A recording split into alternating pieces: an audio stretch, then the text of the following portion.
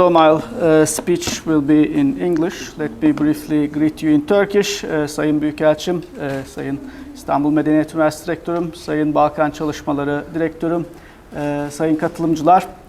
Öncelikle bu etkinliğe ilginiz, bu etkinliğin organizasyonuna olan katkılarınız ve beni de bu açılış seminerine davetiniz dolayısıyla çok teşekkür ediyorum.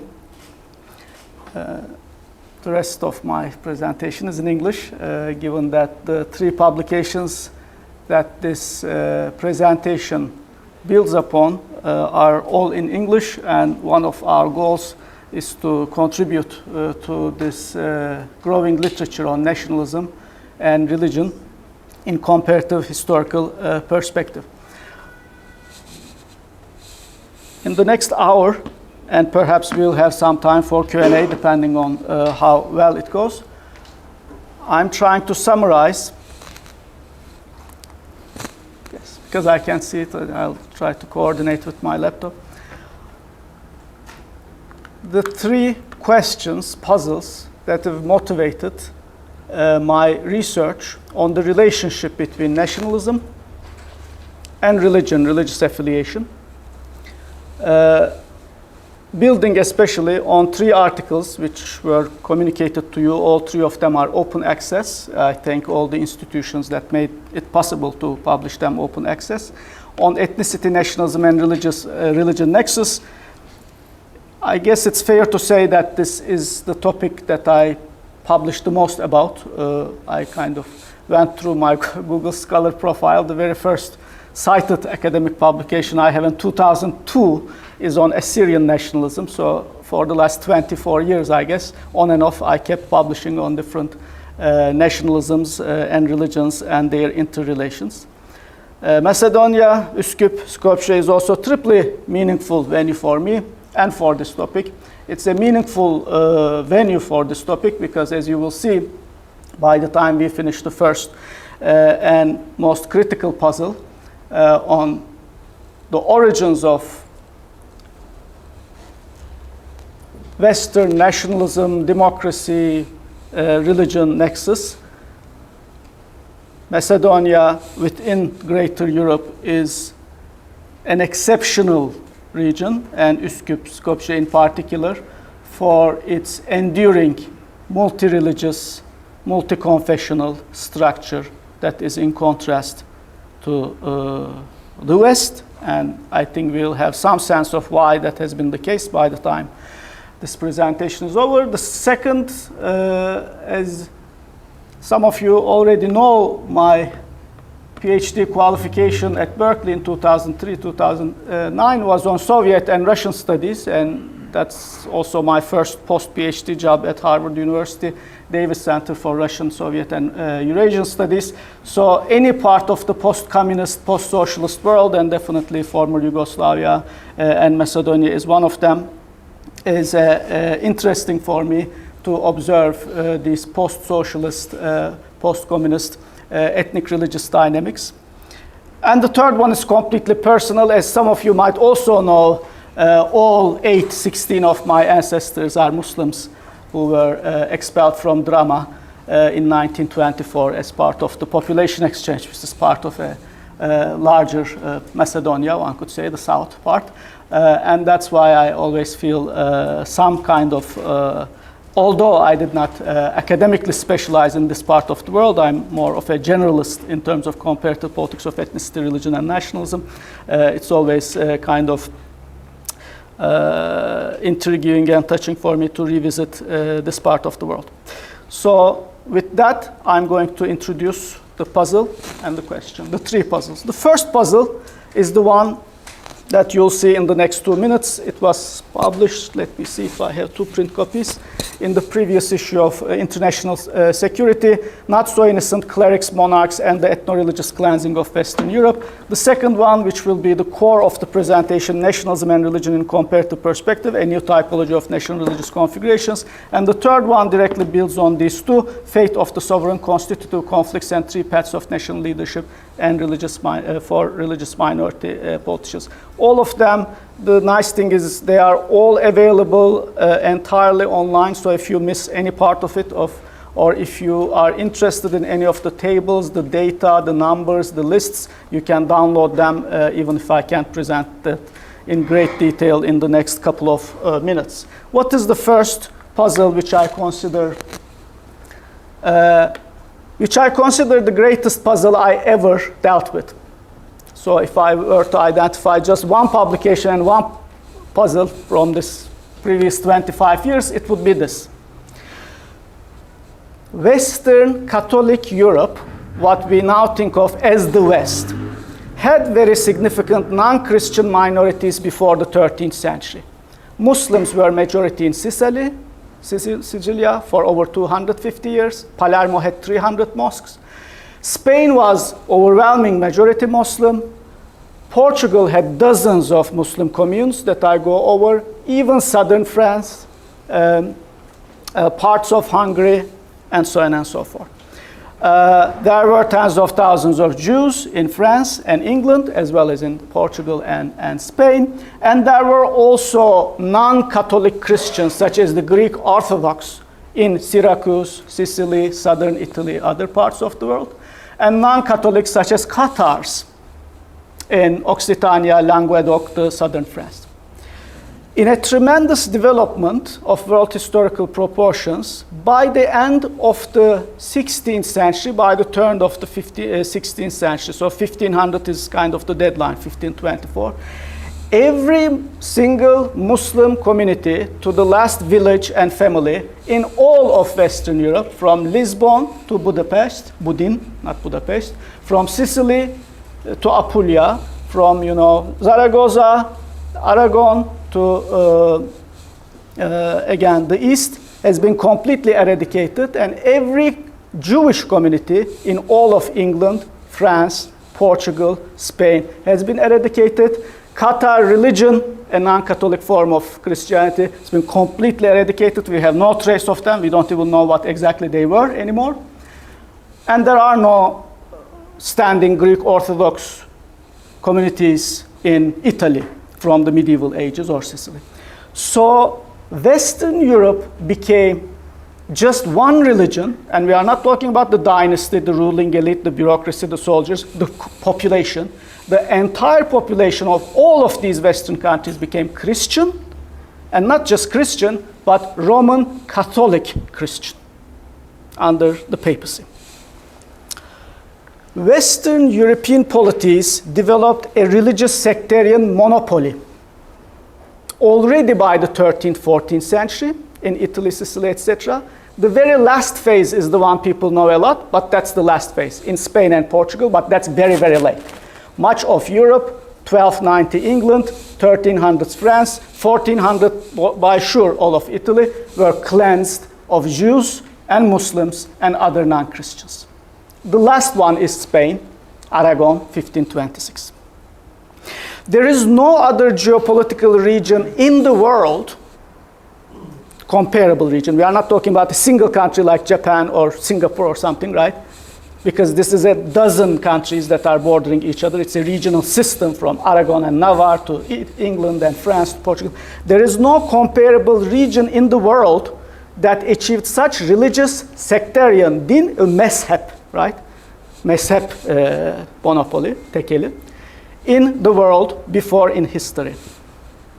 Okay, so sometimes I move this button, so I need to do both. I changed it. Why? Well, I'll tell you why. I mean, if you might disagree, but even if people might disagree with my answer, I hope they'll hold on to the question, because the question is a big one. It's what made West the West. And many other things, I might not have time to go to that today, including democracy. I have an article in Journal of Democracy this month, Religious Exclusion and the Origins of Democracy, directly follow from the complete destruction of Jews and Muslims and establishment of the first parliaments and democracy in England and France. It's the same kings, the same nobles who destroy all Jews, Muslims, and establish parliament and establish democracy. And many other important developments of Western history directly follow from the complete destruction of Islam and Judaism. Why did this happen? Three factors come together uniquely in Western Europe. Papacy was a powerful extraterritorial religious authority, in English, a kingmaker.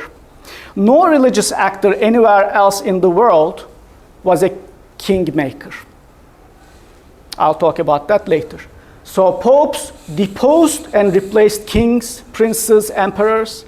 They destroyed dynasties, replaced them with other dynasties. Orthodox Patriarch of Antioch, Constantinople, Muslim Caliph in Damascus, Baghdad, Cairo, they couldn't do that. None of them. Or Shaykhul Islam could not change dynasties, right? But popes regularly deposed and replaced kings, princes, emperors throughout the medieval era. So papacy is unique in its power compared to any other religious clerical authority in the world. Muslims and Jews were defined by the clerics, clergy, ruhban. Ruhban is the key actor, clergy, in my story, right? Ruhban, the clergy, is what makes West the West, under the papal leadership. Clergy defined Muslims and Jews as inhuman, not a human being anymore, by the 13th century. So that's the other thing with my thesis, is that I'm not arguing there was something essential since the beginning of Christianity or about all of Christianity. It's very specific.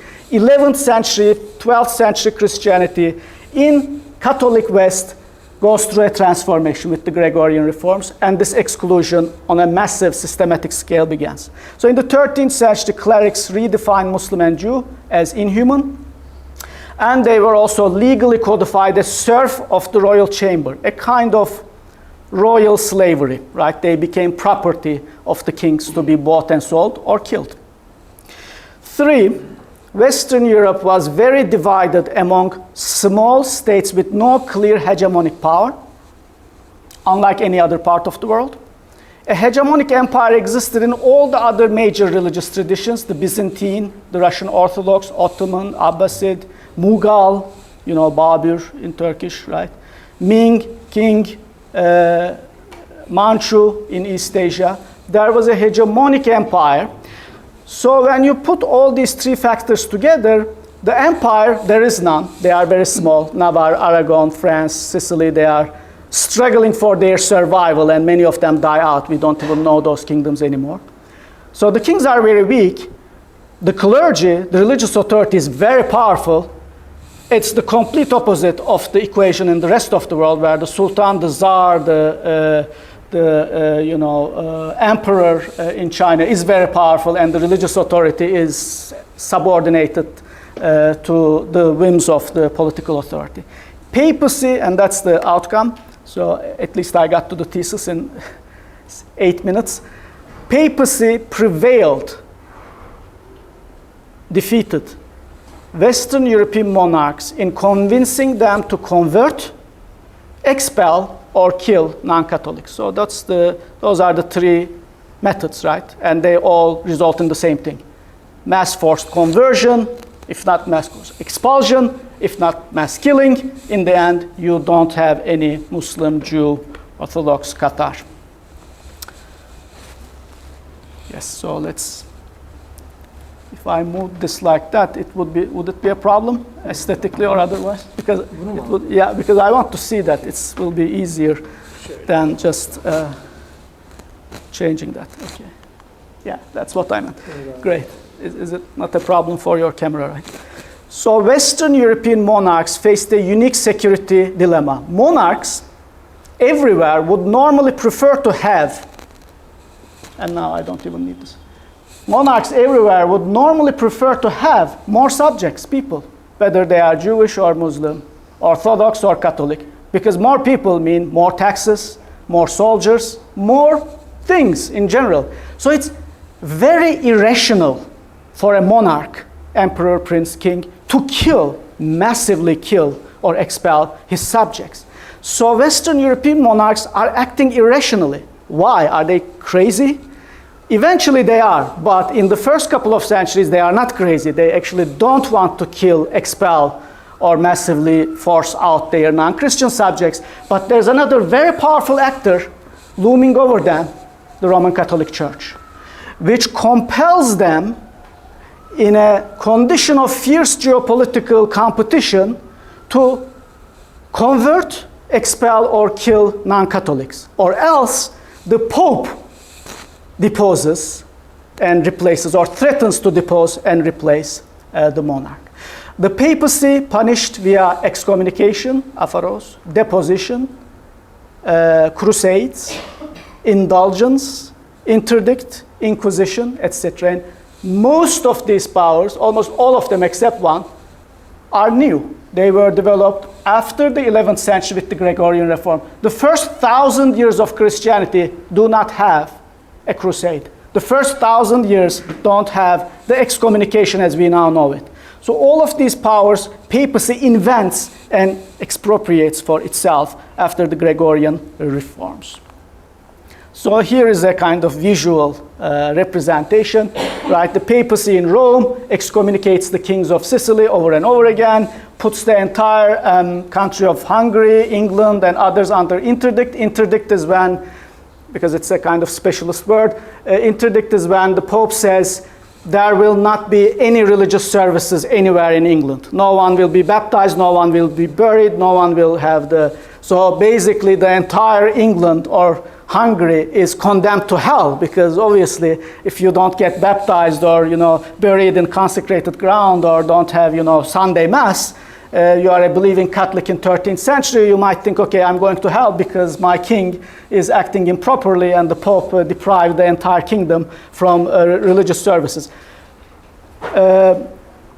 Innocent III used 57 interdicts in his papacy. So this is like a power that they use a lot. And they've excommunicated probably over the course of the 500 years, more than 100 monarchs. Crusade. Many people know the Holy Land Crusades against Muslims in Jerusalem.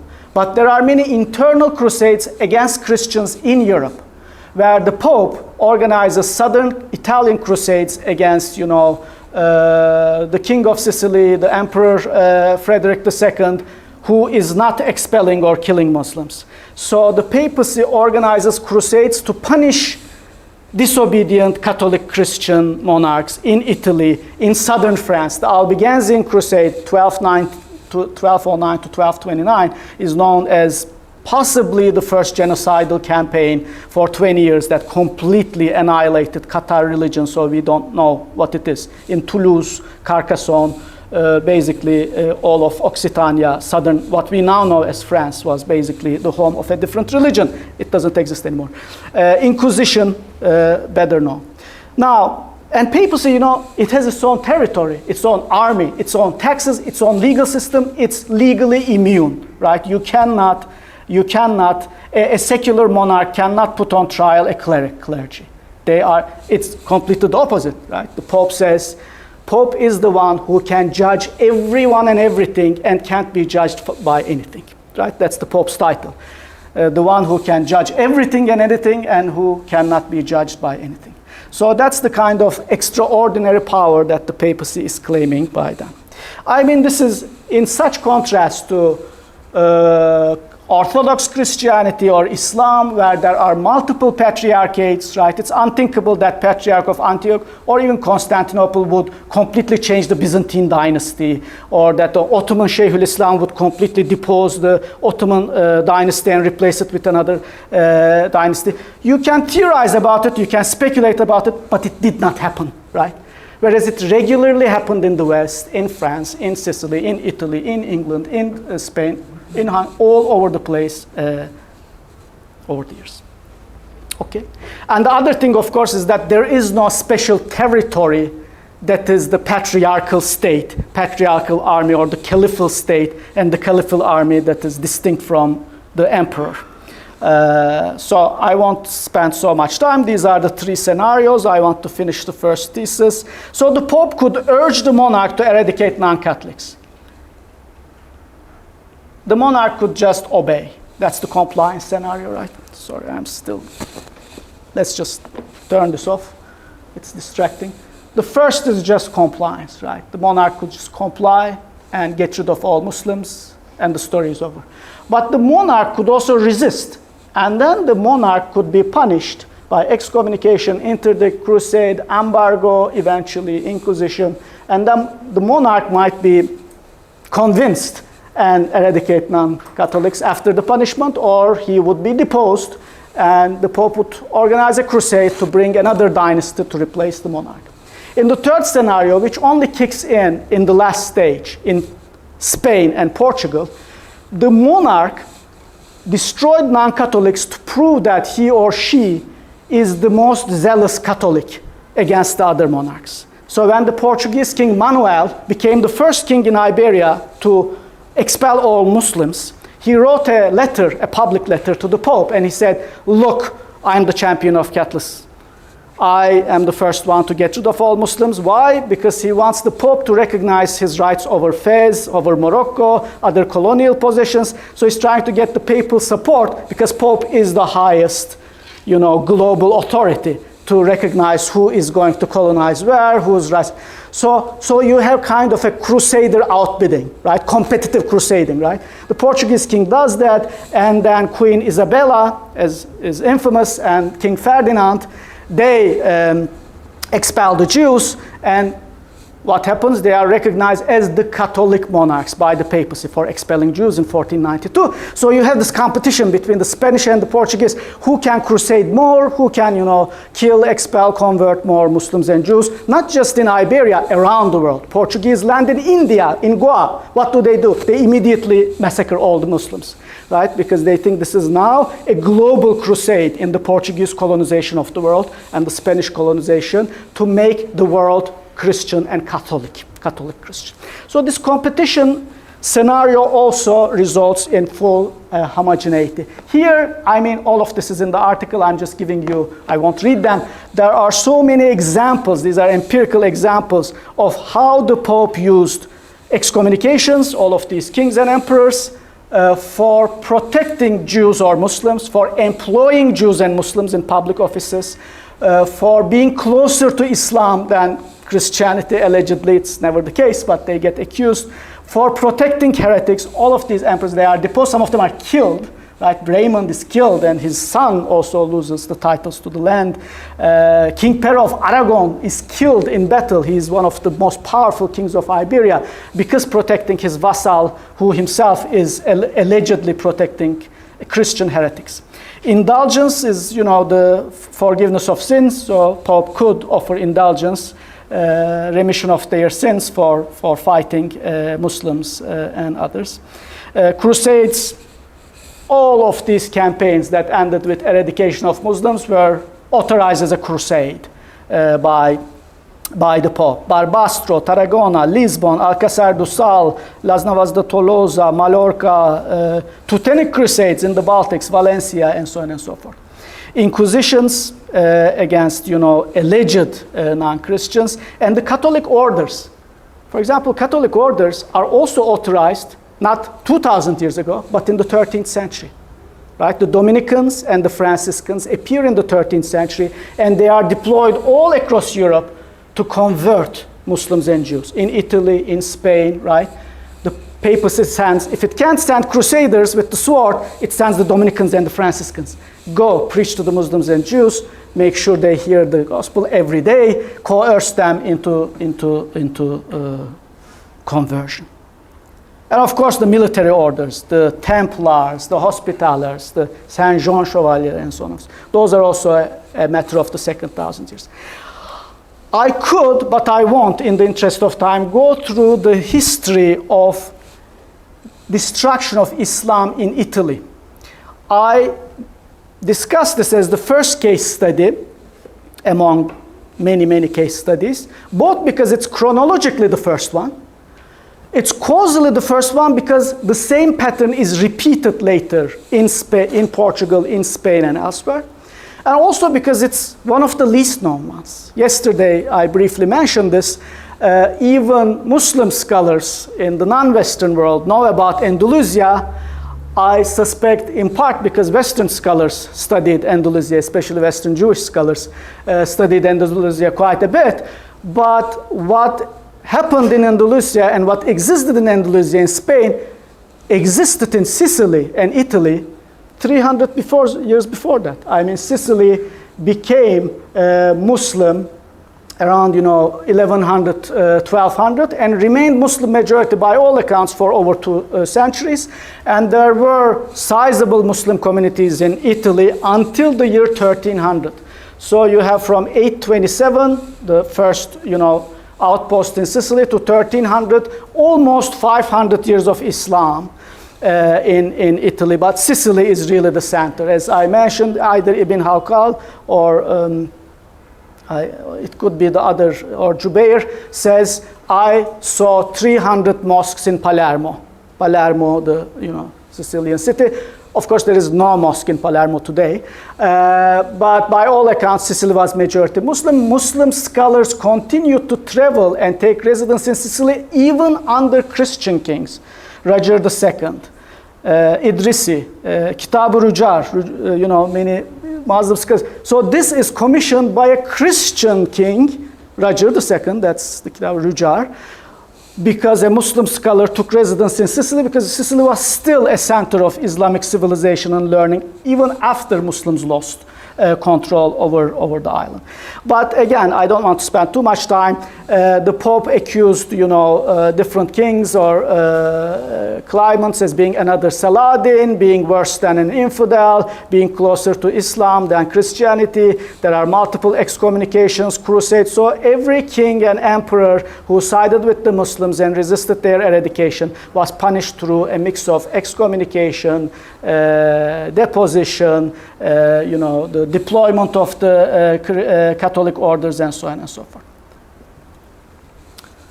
So, very interesting. It's not only Muslims who were destroyed in Sicily and Italy, right?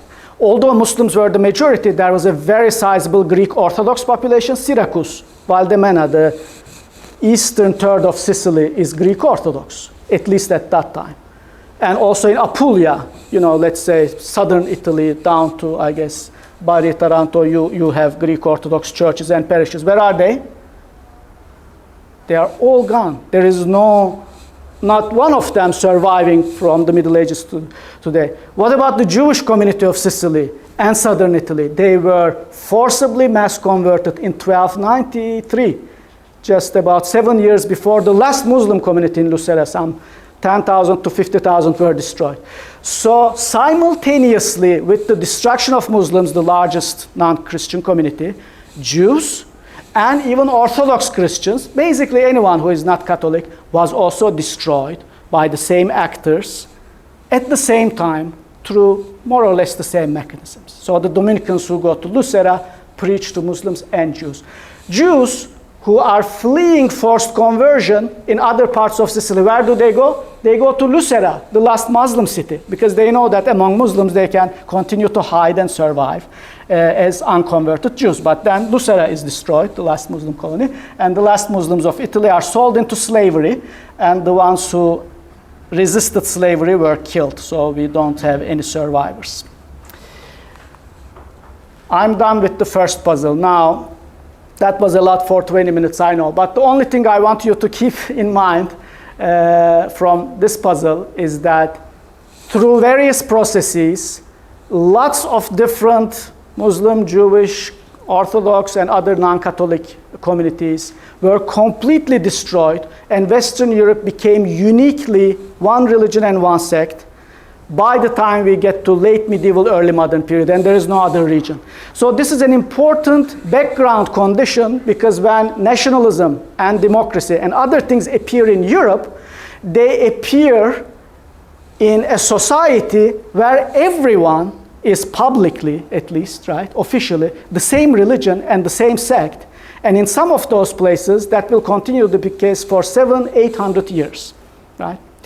I don't go into it here, but again, with the Origins of Democracy article, which was published just now, think of England. England expelled all Jews in 1290 until Oliver Cromwell re-invited Jews in 1650s. You don't have a Jew or any other non-Christian or non-Western Christian, actually, not just non-Christian, non-Western Christian, in England for something like 350, 60 years.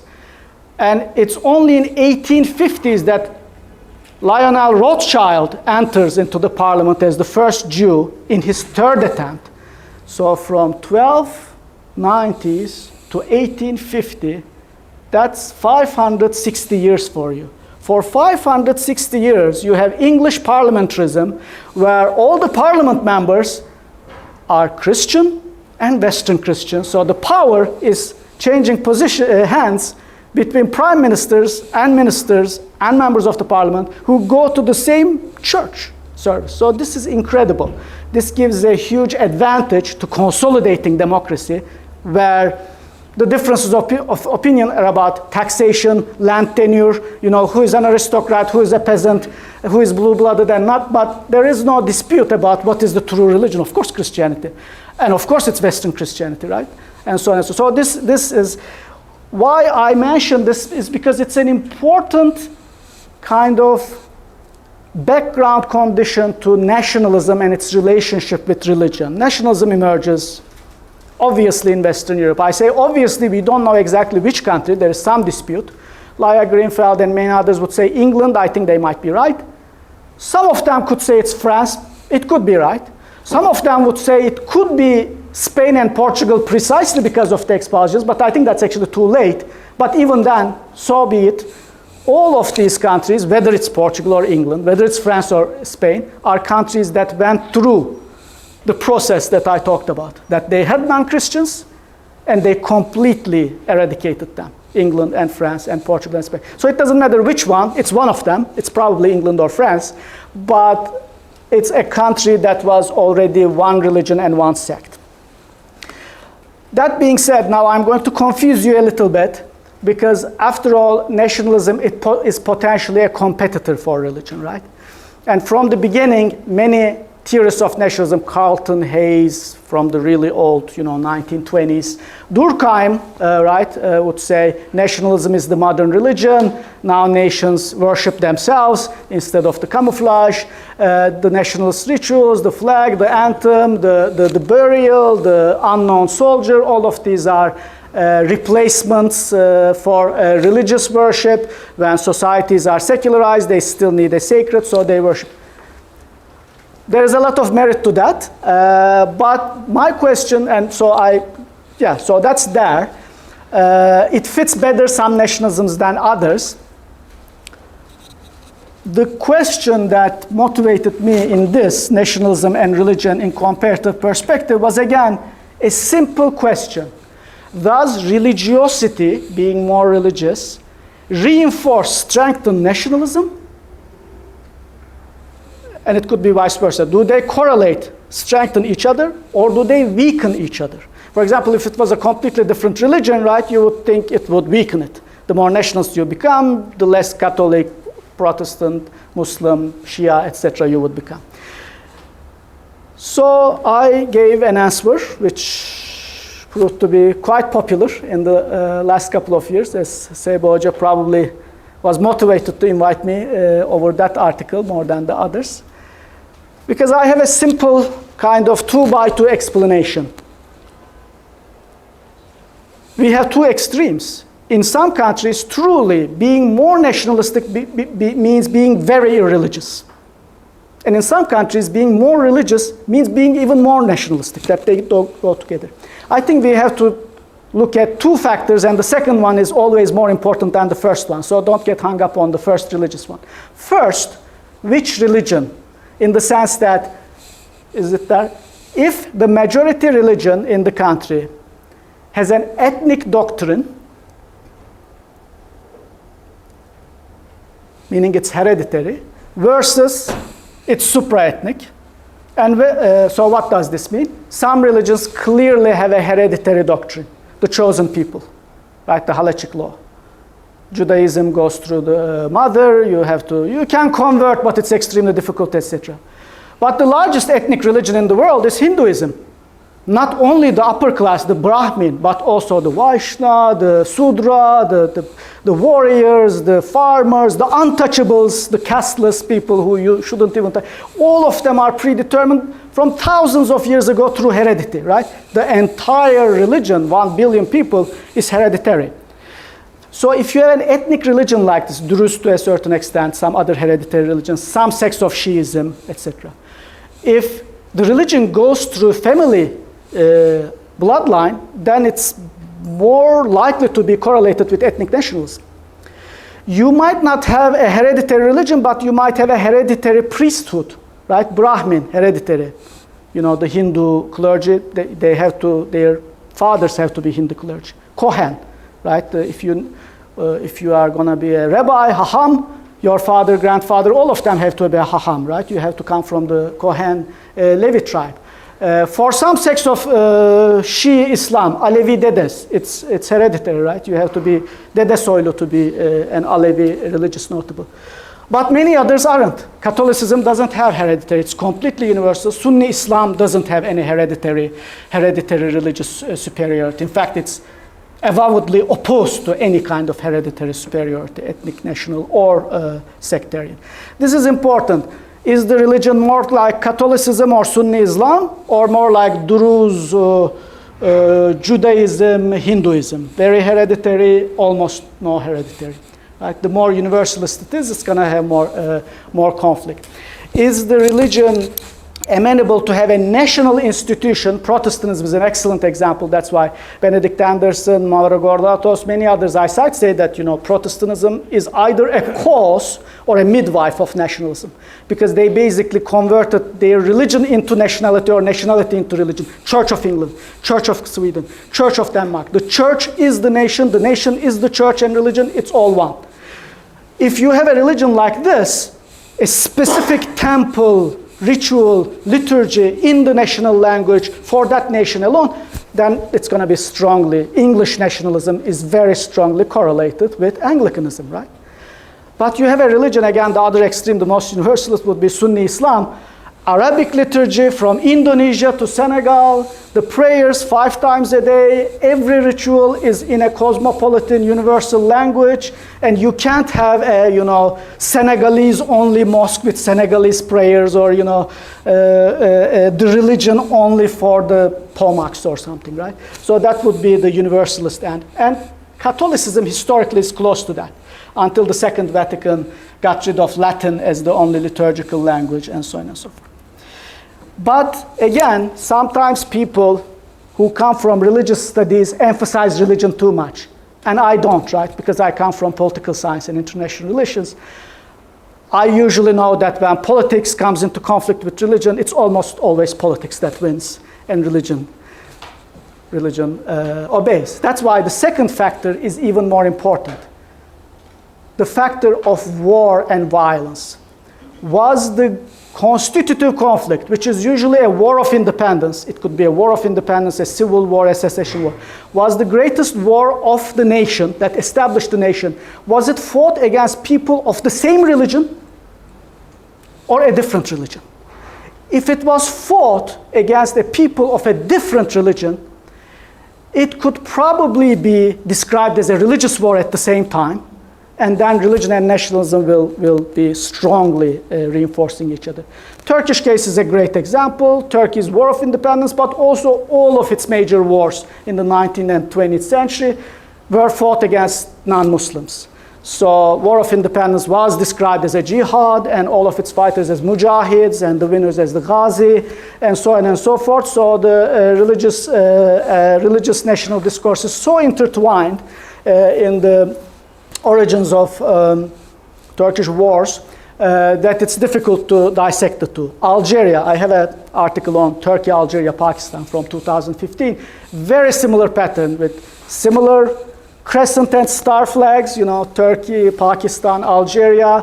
Pakistan described as the Muslim state against, you know, others in subcontinent. Algeria as the Muslim secession from France, which didn't basically accept equality for Muslims of Algeria, and so on and so forth. But then there are others. So in these cases, and we could look at the surveys and we would see it, being more nationalistic is not in conflict with being more religious. They usually actually are correlated in these types of nations. Or Poland. Poland is the Catholic nation, right? Because it fights against Orthodox Russia, Prussian Germany, Prussian Sweden, it's partitioned by them, so in many cases fighting for Poland was fighting for Catholicism. And I already mentioned England. Fighting for England, right, what does the English national anthem says? You know, God kind of destroys the Grand Armada, the Spanish Grand Armada, so the English fighting against Catholic Spanish, English fighting against Catholic French, English basically fighting the protect and uphold the Protestant Reformed religion, as the oath of the King of England also says, you know, I will uphold the Reformed Protestant religion. So in these Zionism, obviously, from the very moment of its founding, Zionism, even if they were not religious Jews, even if they were atheist, agnostic, as you know, Ben Gurion, well, definitely Theodor Herzl and many others were extremely secular, agnostic, borderline atheist. The fight was between Jewish and non-Jewish, so Judaism, Zionism, Israeli nationalism were very much kind of intertwined. But then you have other examples that are completely the opposite.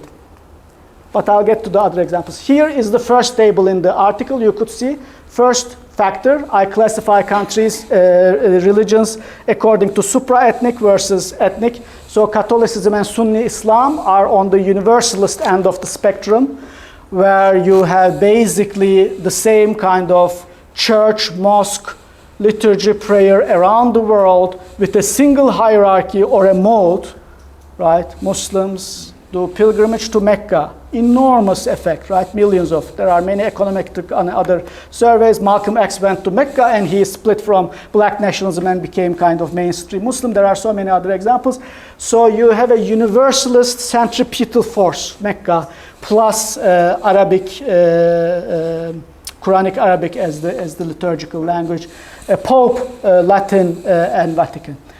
The opposite end, you have Judaism, Hinduism, Shintoism, basically national cult of Japan, right? It's a national, it's Anglicanism in a way, in an even more nationalistic kind of form for the Japanese, and Protestants of Church of Denmark, Church of Sweden, Church of, and so on and so forth. So in between you have Eastern Orthodoxy. Even though Eastern Orthodoxy starts out like Catholicism because there's an ecumenical patriarch somewhere, as nation states are established, the Bulgarians established their exarchate, Romanians established Romanian Orthodox Church, now Ukrainians have autocephalous Orthodox Church, so it becomes more and more Protestant with every nation state and away from Catholicism. But the second table is more important, and this is the second table. You could have type 2, type 1 is like Dutch, English, Israeli, Japanese. The religion is very ethno-national, and the countries and the nations they fought are almost always from another religion. And so in that case, it means being Japanese or Israeli or English means, in some senses, being very Shinto, very Jewish, and very Anglican nationalist. I want to put the nationalist part there, not the spiritual part. So fighting for the nation and religion, for Shintoism, Judaism, Anglicanism, could be interpreted as fighting for Japan and Israel and England. Dutch is also like that. Dutch saw themselves explicitly as the new Israel, the new chosen people, the Protestant uprising to establish the Netherlands today. It's actually almost the first example. But then you could have a universal religion like Catholicism or Sunni Islam, but the adversary is always from a different religion. Irish, Polish, Catholic, but the adversary is always a different religion.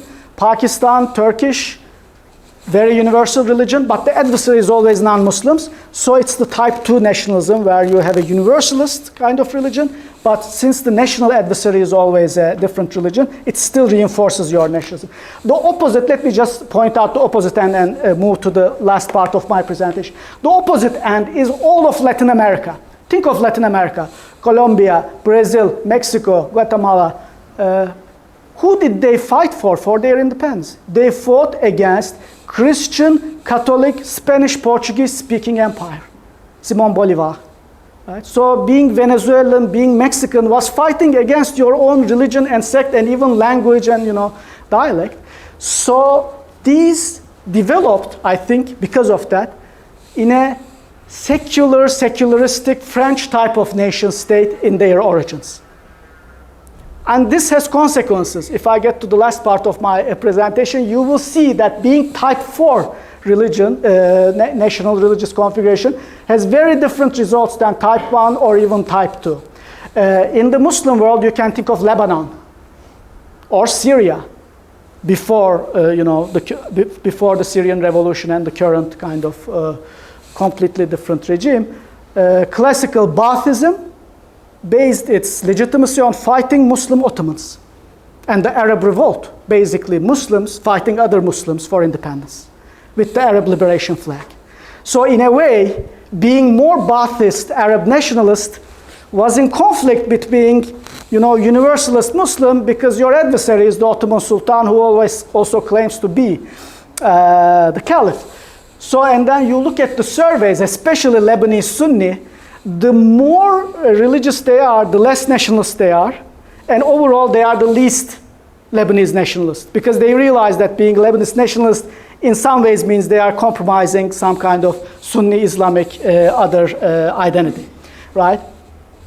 Ukrainians today are fighting people for their independence because of the Russian invasion of Ukraine, the annexation of Crimea, and occupation of Donbass, Luhansk, Zaporizhia, and Kherson.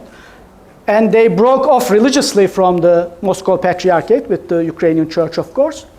So it's unsurprising, as I'll get to at the end of the slide, that Ukraine became the first country in the world to popularly elect a Jewish president in a non-Jewish country and a Muslim defense minister, Rustam Umerov, because in a way, the Russian Orthodox Church is using Orthodox Christianity to say, you have to fight Russia's holy war. So in some ways, being Crimean Tatar is being most patriotic, nationalistic Ukrainian. So you can see the logic here, right? An example that we know, some of you know much better than I do, from Ottoman history, is the Hungarians.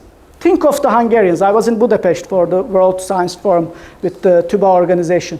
Who are the three, well, there are six, but three of the major Hungarian nationalist leaders? Lajos Kossuth, he is Protestant. Ferenc Rákóczi, he is Protestant. Imre Tököli, who is the reason of the siege of Vienna, buried in my hometown, Izmit.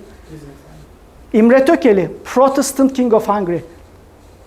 Do you know who is the most popular, well, you all know, who is the most popular post-communist Hungarian prime minister?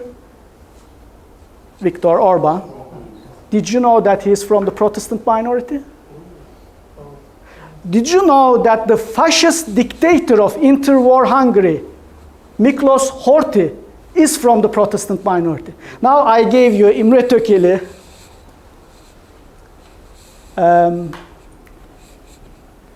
even the bigger one, what was the second one I gave? 1848 revolution. Lajos Kossuth is in Hungarian. Lajos Kossuth, probably who should be recognized as the founder of modern Hungary. Lajos Kossuth, Imre Tököli, Miklos Horthy, the fascist dictator, Viktor Orban, all from the Protestant minority. Why? Hungary fought against Catholic Habsburg oppression for its independence for centuries. To a certain extent, other Catholics too, but especially the Habsburg. So it became extremely secular and more Ottoman, Muslim, to a certain extent Jewish, and Protestant friendly than otherwise would be the case. So this is the logic. I actually gave you my final argument as well, so I'm going to fast forward now. And that was actually the third puzzle, but I already gave you. So sometimes people tell me, look, okay, you have this nice table.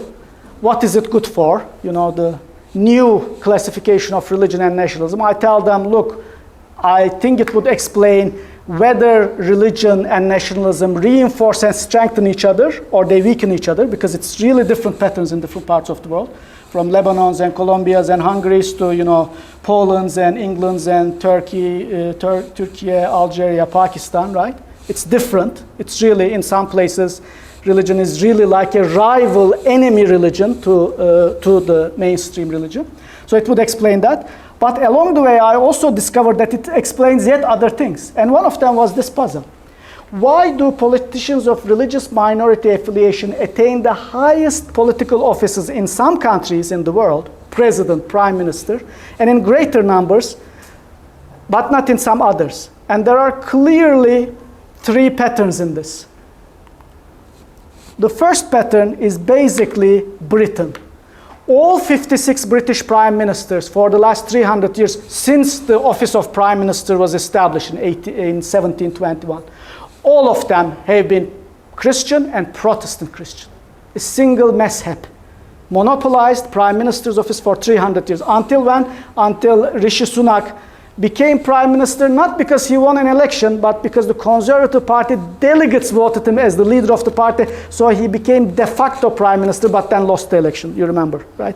So even he didn't stay long after 300 years. So we could say one, maybe non-Protestant 300 years, maybe not, but this is huge. Because Britain is not even majority Protestant today. You ask the English, young people, like 20 years old people, for example, like in this room, maybe 2 to 5% ever go to Anglican church services. So their relationship with Anglicanism or Protestantism is extremely weak. They might even be demographic minority. And yet, in the 21st century even, they had Protestant prime ministers. I'll give you extreme examples. So this is not a coincidence. Disraeli, people say, was Jewish, but Disraeli was baptized into the official religion and church when he was 11 or 12. He became Anglican, Christian, and then he was a child, right?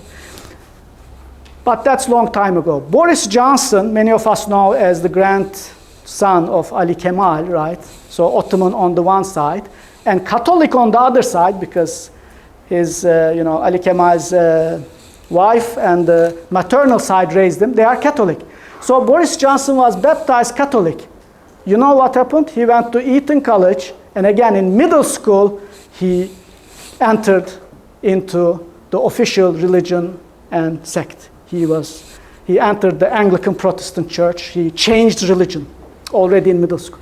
Why? I mean, we are in the 20th century, right? 21st century. Religion doesn't matter. Sect doesn't matter. Why this emphasis on mezheb, that you have to change your mezheb to the official one? But Boris Johnson did it. You know who else did it? Tony Blair.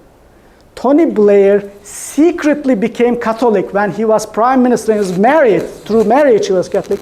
But he confessed that as long as he was prime minister, he thought it would be extremely breaking tradition and impolite to declare that he has changed his mezheb. Only after he left the prime minister's office, he said, I had a change of heart, etc. So now I'm Catholic, and he is leading some other multi-million-dollar things now in different. Tony Blair, left-wing Labour prime minister, 21st century. Why did it matter that he had to stick to the official sect? Well, I think the explanation I already gave you, because of the English nationalism is so strongly tied up with the defense of Protestant. And I'm not even talking the head of state, because head of state is constitutional Protestant. The Queen and the King have to be, that was the revolution of 1688, right? So you have to be constitutionally Protestant, Anglican, and the head of the Church of England to be the president equivalent, king and queen of England and the Commonwealth. Catholic heritage France had Protestant and even Jewish prime ministers, all of them from the socialist and secular leftist parties. Catholic heritage Hungary had multiple Protestant Jewish political leaders, including Kossuth, Horthy, Orban. And Catholic Italy was the first country in the world to have a Jewish prime minister. And even my Italian colleagues didn't know this when I presented this. We are the first one to have a Jewish prime minister? Yes, you are. Luigi Luzzatti was openly Jewish, and he was prime minister in the 1910s. Maybe Sonino was also Jewish, but kind of hiding, but doesn't matter. Luzzatti, we already know, very explicitly Jewish and already prime minister of Italy. Now you see the three patterns here. Why?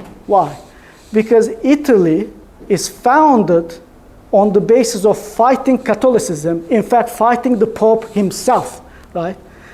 For the Italian unification, the last city they conquered is Rome, because Pope was resisting until 1870 against Italian unification, fighting against it, condemning it, decrying it with religious arguments. So Italian nationalism was a mobilization against this religious and in fact directly papal resistance.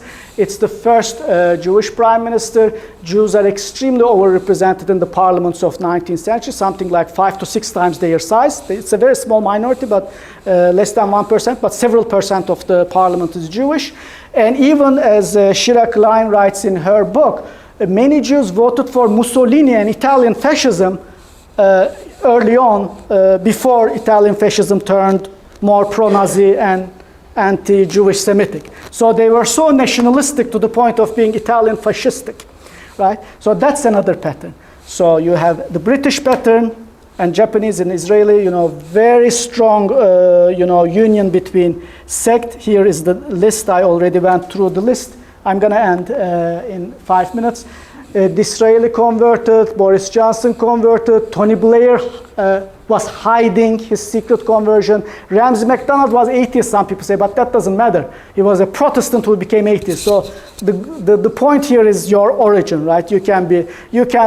With politicians, you never know. They might not, it's the same with anyone, actually, not just politicians. They might not believe at all. What matters is what do they publicly do. They come from a Protestant origin family. So here is the French pattern, because French pattern is not obvious to you because I didn't discuss that article yet. Let me mention, and the Hungarian pattern you already understand, Hungarian and Italian, because Hungarians fought other Catholics for their nation state and Italians fought directly papacy itself for Italian unification. So it makes sense that they would have many Protestant and Jewish leaders.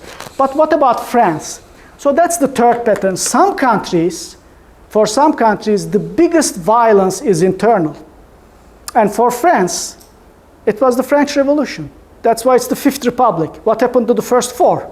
They collapsed, right? You had tens of thousands of people massacring each other, clerics included in those massacres, in the fight between Jacobin republicanism and right-wing conservative monarchism. So that's what the literature says, the battle of two Frances, but it's not metaphorical. It really is a battle of, tens of thousands of people getting killed in civil wars in the First, Second, Third, Fourth, Fifth Republic.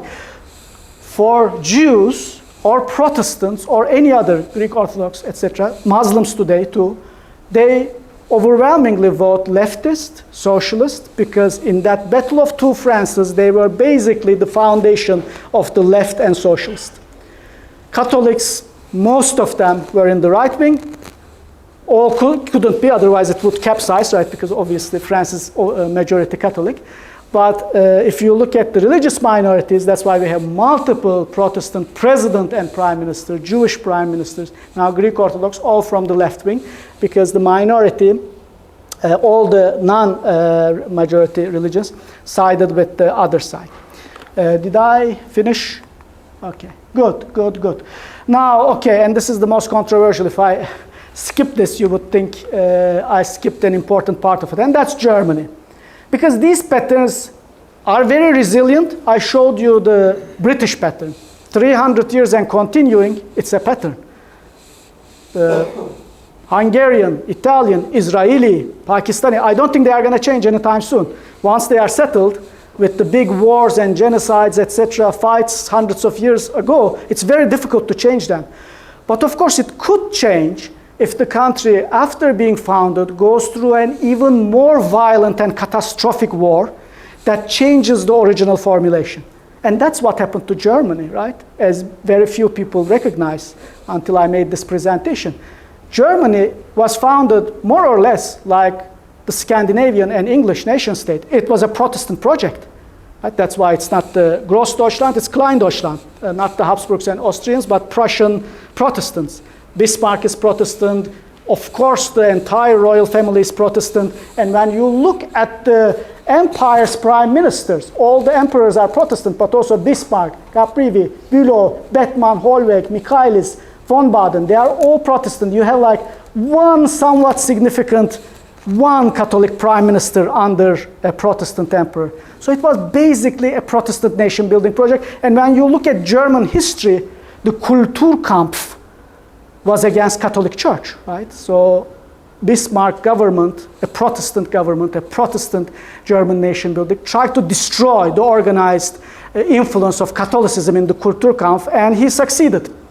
So this is a country that waged, again, a mezhep war against the minorities, because Catholics were only 1/3 of Germany at the time. 1/3 Catholic, 2/3 Protestant. And it was a Protestant project. Then something very strange happened. And this is just published this year. It's not even in printed, it's online ahead of print, so you are getting the news. And then it starts turning Catholic and very Catholic, and by the time you get to 1930s, it's almost all Catholic. Because some immigrant from Austria entered into German politics, had a failed coup in Bavaria, Beerhal-Putsch, named Adolf Hitler, an Austrian Catholic. And then he surrounded himself with other Catholics like Goebbels, Himmler, Göring, all Catholic. There's also Hess and Eichmann. In a country that was only 1/3 Catholic, you had a totalitarian leader from Austrian Catholic Bavarian background, with a Bavarian political party, with other Catholic origin ultra-nationalists like Himmler and Goebbels and Göring, who then, launched the bloodiest war of Germany and the genocide of European Jews, 6 million plus. And that completely changed the original story of German history, because the original German state of 1871 was established in the famous Franco-German War, Catholic versus Protestant, and Germany won and got Alsace-Lorraine.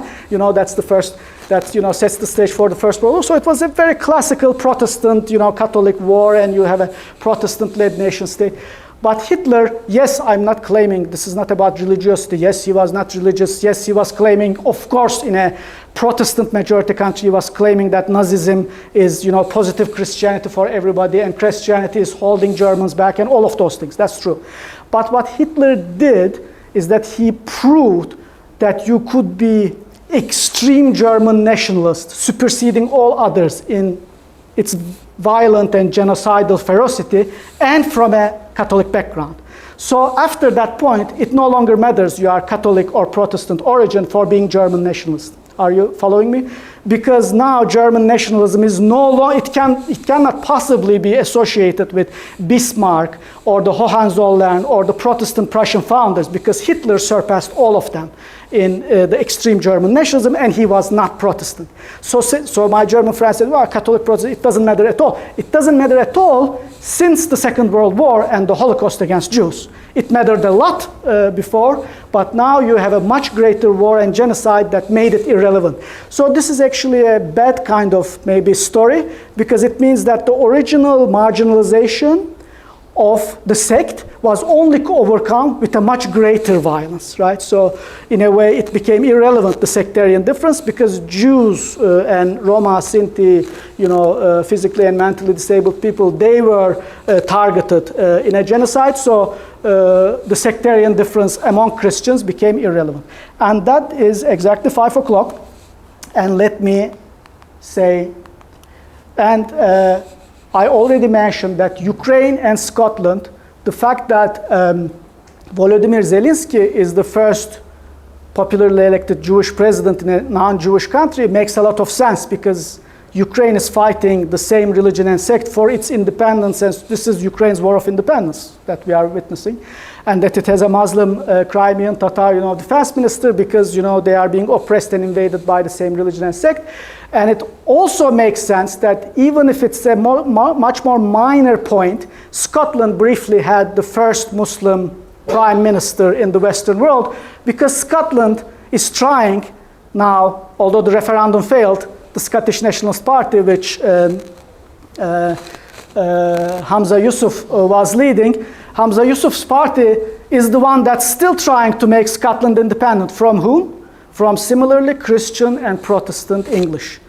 So being Protestant English is not a nationalist position. It could even be an anti-nationalist position if you have Muslim, Jewish, other, pro-Scottish independence leaders. So the logic was confirmed when I was basically revising and resubmitting the article. These are very recent developments, as you know. So in some ways in a terrible way, in some ways in a confirmatory way. The recent cases also confirm that this pattern works. I tried to, this is my last slide, because we had the Çalıştay, the workshop last night here for 3 hours. And I tried to also exemplify two things that I said in the workshop. I added this slide last night. With this study of basically intra-Christian violence and also total, complete eradication of Muslims, Jews, and other non-Catholics in medieval Western Europe, I tried to do two things. One of them is to reverse the colonial hierarchy between Westerners studying, Eastern societies. I always give this as an example of a, Dutch expert of Trabzon politics and the Belgian writing, which is fine, writing the textbook of Egyptian politics, but the opposite almost never happens, right? In the academic hierarchy, the global academic hierarchy, it's very difficult for a Muslim or a non-Western, even more generally, to write authoritative texts, articles, books on basically Western history, intra-Western conflicts and genocides and the development of Western identity, institutions and democracy. So I say this to my students, and I try to also exemplify it with my work that, look, this is what I'm trying to do by studying medieval Sicily and Portugal and the eradication of Jews and Muslims in France and Italy and Portugal, and kind of being in the same panel with papal experts and the Catholic Sharia, basically canon law panels in Italy, etc. And I see this as part of epistemic scientific decolonization, that finally we should, and this is the title of a short piece I published several years ago, Reversing the Gaze and Decolonizing Political Science. Studying the relationship between subject and object is a hierarchical power relationship, and I think it's past time that I am non-Western, I think in many ways, and Muslim, that non-Western and Muslims study the Western societies in a kind of Occidentalism, so to say, and to kind of develop theories and testable hypotheses about the West. And maybe that's it. That's, I think, a nice kind of moment to conclude. I thank you, Balkan Studies Foundation and İLEM and Medeniyet University, YTB, and all the co-sponsors and participants for your organizational support, and to all the participants for your interest. You can read, teach, print, share, and cite these 3 articles, or send comments, questions, any thoughts you have through my public email addresses, which are available online and also on this front. Thank you very much.